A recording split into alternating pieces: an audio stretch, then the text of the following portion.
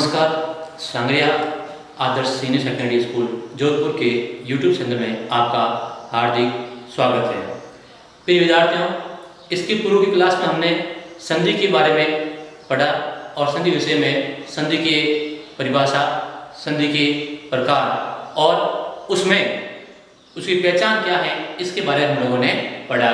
कल इसके पूर्व हमने पढ़ा कि संधि तीन प्रकार की होती है। एक प्रकार होता है अच, दूसरा होता है हल और तीसरा होता है विसर्ग। अब अच को ही स्वर कहा जाता है, हल व्यंजन और तीसरी संधि है विसर्ग। कल हमने इसकी पहचान भी बताई कि संधि में दो पद होते हैं, एक होता है पूर्व पद और एक होता है द्वितीय पद या परपद या उत्तर पद। अब जब पूर्व पद का अंतिम वर्ण स्वर और उत्तर पद का प्रथम वर्ण स्वर हो तो वह हमेशा संधि कौन सी होगी? संधि आपके वह हमेशा स्वर संधि ही होगी।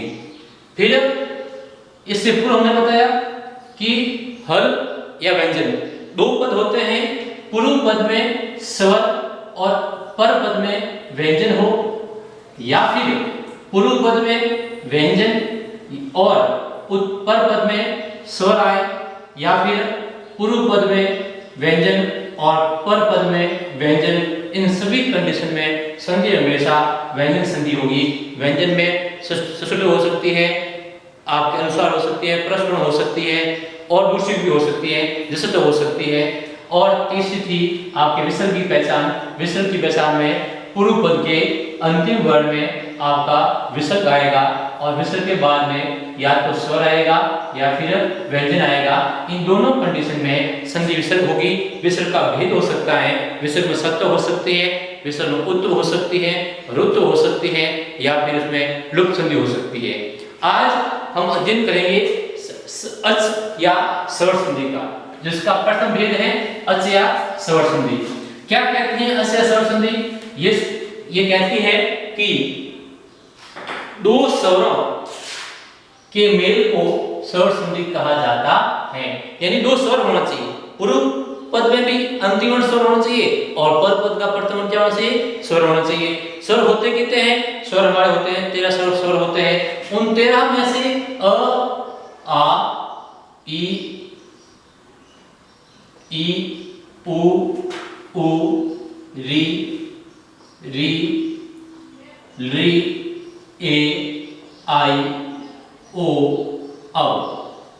इन 13 स्वर, इनमें से कोई भी दो स्वर आपस में मिल जाए, वह संधि कौन सी होगी? स्वर या अच संधि होती है।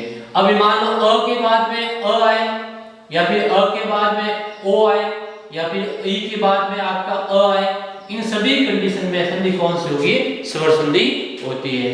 अब स्वर संधि के भेद, तो स्वर संधि या अच संधि संस्कृत में 7 प्रकार की होती है, क्योंकि हिंदी में इसके 5 प्रकार हैं, लेकिन हमारी संस्कृत भाषा में 7 प्रकार की होती है। इस बात का विशेष ध्यान रखें। कौन कौन सी है? तो पहली है आपकी दीर्घ स्वर संधि, दूसरी है गुण संधि, तीसरी है वर्धी संधि, चौथी है यण, पांचवी है अयादि, छठी है पर रूप और सातवीं है पुरूप। ये पांचों दीर्घ, गुण, वर्धी, यण और अयादि ये आपके हिंदी में भी होती है, लेकिन संस्कृत में दो संधियां हैं, एक है पर रूप और दूसरी है पुरूप रूप। इस बात का ध्यान रखें। अब हम विस्तार से एक एक संधि के बारे में अध्ययन करेंगे। सबसे पहले दीर्घ संधि स्टार्ट करेंगे और सातों संधि के बारे में विस्तार से अध्ययन करेंगे, क्योंकि हमारा प्रश्न है वो ये आएगा कि या तो संधि विच्छेद करो किसी शब्द का, या फिर संधि करो। अब देखो, सबसे पहले हम शुरुआत करते हैं दीर्घ संधि से। तो क्या कहती है दीर्घ संधि, क्या है इसकी विशेषताएं, इसके बारे में विस्तार से अध्ययन करेंगे। तो सबसे पहले दीर्घ स्वर संधि। क्या है दीर्घ स्वर संधि? दीर्घ संधि परिभाषा क्या इसकी, या सूत्र क्या सकते हैं? परिभाषा या सूत्र, इसका सूत्र है अक सवर्णे दीर्घ हो। अक सवर्णे दीर्घ, अक सवर्णी दीर्घ। अक, कल बात की थी हमने, जब पढ़ा था महेश्वर सूत्र, वहां पढ़ा था अक क्या होता है, अक प्रत्यार। अक प्रत्यार में कौन कौन से वर्ण आते हैं, तो अक प्रत्यार का सवर्ण समान वर्ण होगा, वो क्या होगा, दीर्घ होगा। तो आप कह सकते हैं कि अक में कौन कौन से हैं, आपका अ, ई, उ, री और री। अक, अ, ई, उ, री और री के परे, परे क्या होता है, बाद में, के परे यानी बाद में, के परे सवर्णी स्वर, सवर्णी अच आने पर, अक सवर्णी स्वर आने पर पूर्व और पर पद पर वर्ण के स्थान पर वर्ण के स्थान पर दीर्घ एकादेश हो जाता है, दीर्घ एकादेश हो जाता है। वापस एक बार स्लाइड को रिपीट कर रहा हूं। अक का क्या होगा, अ, ई, उ, री और री। अ, ई, उ और री और री के परे तो बाद में सवर्णी अच आने पर पूर्व और पर वर्ण के स्थान पर दीर्घ एकादेश हो जाता है। तो हमारे पास कौन कौन से वर्ण हैं, अक वर्ण अ है, अ के बाद में ई है, ई के बाद में उ है, उ के बाद में री है और री के बाद में री है। ये पांच वर्ण अपवर्ण है। अब ये सवर्णी से क्या तात्पर्य है, समान स्वर आना चाहिए। समान कैसे, अब हम बात करें इसके उच्चारण स्थान की, तो अ का उच्चारण स्थान कंठ है और ई का उच्चारण स्थान तालु है, यानी कि इन दोनों का उच्चारण स्थान अलग अलग है। अलग अलग होने के कारण यहाँ सवर्णी नहीं होने चाहिए। तो अ का सवर्णी क्या हुआ, अ का सवर्णी अ ही होता है, ई का सवर्णी ई होता है, उ का उ होता है, री का री होता है और री का सवर्णी होता ही नहीं। अब इन में दीर्घ एकादेश हो जाएगा। अब ये दोनों जब पूर्व पद और पर पद में अ और अ, तो इसका दीर्घ एकादेश क्या हो जाएगा, आ हो जाएगा। ई और ई का दीर्घ एकादेश क्या हो जाएगा, ई हो जाएगा। उ और उ का उ हो जाएगा, री का री हो जाएगा। तो इस प्रकार से इन दोनों पूर्व पद में अंतिम वर्ण में और पर पद के प्रथम वर्ण में समान स्वर आने पर उनका दीर्घ एकादेश हो जाएगा। तो आ, ई, उ और री हो जाता है। अब हम पढ़ेंगे इनमें विशेष तौर से पहला नियम है, दूसरा, तीसरा, चौथा और चार नियम है दीर्घ संधि के। इनको विस्तार से एक एक करके अब पढ़ेंगे। पहला नियम क्या कहता है, पहला नियम ये कहता है कि नियम एक, जैसा कि मैंने बताया कि अ या आ, यानी पूर्व पद के अंतिम वर्ण में अ या आ आए और उसके बाद में भी अ या आ आए, तो दोनों के स्थान पर दीर्घ एकादेश क्या हो जाएगा, आ हो जाता है। दीर्घ एकादेश आ हो जाता है। जैसे उदाहरण है आपके सामने, जैसे शिवालय, शिवालय, दैत्यारी, मुरारी, दैत्यारी, मुरारी, विद्यालय,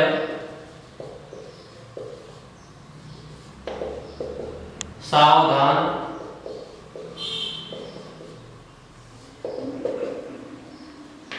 अब इनका हम संधि विच्छेद करेंगे एक को।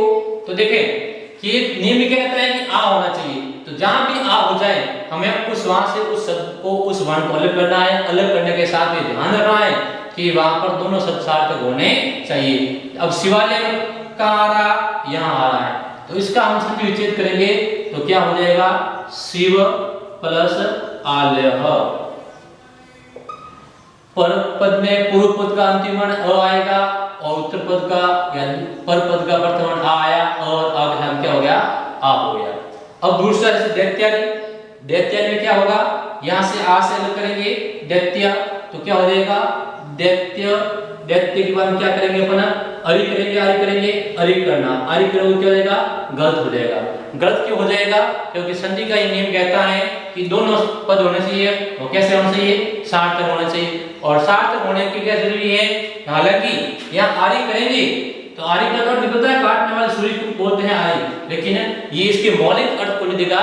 ये दैत्य अरि, दैत्यों का अरि का शत्रु और अरि काटने वाला है, इस कारण से इसके मौलिक अर्थ के लिए यहाँ पर ये अरि होगा, आरी भी होगा। आप लोगों के साथ कि अ या आ रहा है, अ आ रहा है, आ रहा है, आ रहा है होना चाहिए, लेकिन नहीं, इसका दोनों के अर्थ समान होने चाहिए। आरी करोगे तो गलत हो जाएगा, इस बात का थोड़ा ध्यान रखें। तो अरि करना है, मौलिक अर्थ का ध्यान रखना है अपन को। मुरारी में क्या करोगे, मुरारी में क्या करोगे आप, मुर करना, मुर प्लस अरि करना, यहाँ भी आरी मत कर देना, गलती से भी मुर होता है किसी राक्षस का नाम है, और मुर अरि यानी मुरारी, मुरारी बोलते विष्णु को, यानी मुर राक्षस के शत्रु। विद्यालय, अब यहाँ पर कहोगे साहब विद्या कर दो, तो गलत हो जाएगा, विद्या करना पड़ेगा, विद्या प्लस आलय, आलय होता है घर, तो आलय करोगे तो भी गलत हो जाएगा, आलय करना आवश्यक है। सावधान में क्या करोगे, सावधान में दो जगह आत्मा आ रही है, एक यहाँ आ रही है, एक यहाँ आगे, कहां से करेंगे अपन, तो अपन करेंगे जहां से दोनों शब्दों का अर्थ स्पष्ट हो, तो क्या हो जाएगा स प्लस अवधान, तो क्या हो जाएगा सावधान। तो इस प्रकार से आपकी दीर्घ संधि के अंदर पहला नियम कहता है कि अ या आ के बाद में अ या आ आए तो उसका क्या बन जाएगा, आ बन जाएगा। जैसे शिवालय, दैत्यालय, इस प्रकार अनेक उदाहरण, हिमालय कह सकते हैं आप, दिवालय कह सकते हैं। इस प्रकार से अपन को ध्यान रखना दीर्घ का पहला नियम अ या आ के बाद में अ या आ जाए तो क्या बन जाएगा, आ बन जाता है। आज क्लास में बस इतना ही, धन्यवाद, नमस्कार।